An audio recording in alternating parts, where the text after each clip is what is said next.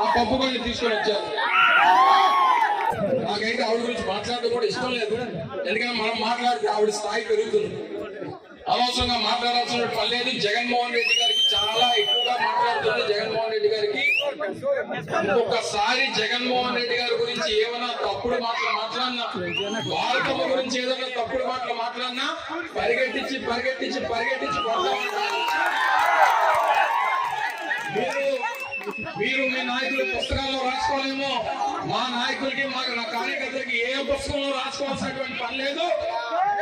ఏదైనా తేడా వస్తే పరిగెట్టించి పరిగెట్టించి కొడతామనేటువంటి విషయాన్ని అర్థమైనటువంటి విధంగా రేపు ఎన్నికల్లో ఓట్ల ద్వారా చూపించాల్సిందిగా మిమ్మల్ని అందరినీ కూడా కోరుకుంటూ. ఏమైంది? గుడ్డు పగిలింది. ఈసారి కూడా అదే జరిగింది. ఇష్టానుసారంగా నోటుకు వచ్చినట్టు మాట్లాడతాము, నోటుకు వచ్చినట్టు ఏది పడితే అది వాగుతామంటే గుట్టు పగిలిద్ది ఒక్కొక్కరికి. మాతో పెట్టుకోకండి. ఎంత దరిద్రం అంటే, అరే ఋషికొండ ఎందుకు అలా చేశారంటే, ఋషికొండకిను జూబ్లీ హిల్స్ కొండకి కూడా మాట్లాడతాడు, ముడిపెట్టి మాట్లాడతాడు. ఇలాంటి వాళ్ళు కూడా మంత్రులు అయిపోయి మా దగ్గరికి వచ్చి పరిగెట్టించి కొడతాం, రెడీగా ఉన్నాం మరి పరిగెట్టించుకొని కొట్టించుకోవడం.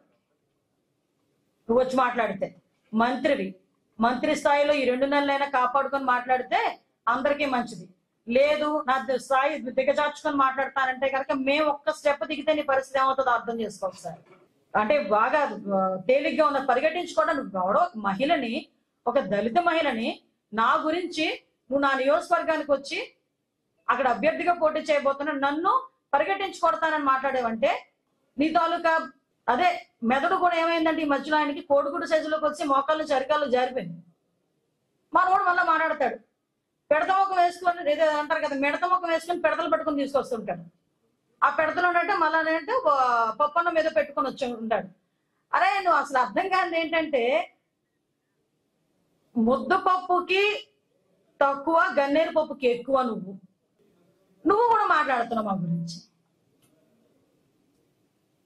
ఈసారి కనుక చంద్రబాబు నాయుడు గారి గురించి కానీ, లోకేష్ గారి గురించి కానీ, మా గురించి కానీ, మా ఎమ్మెల్యేల గురించి కానీ నోటుకు వచ్చినట్టు మాట్లాడితే ఈసారి పరివేశనాలు గుడ్డు పగలటం అవి ఇవి కాదు, ఈసారి డైరెక్ట్ అటాక్.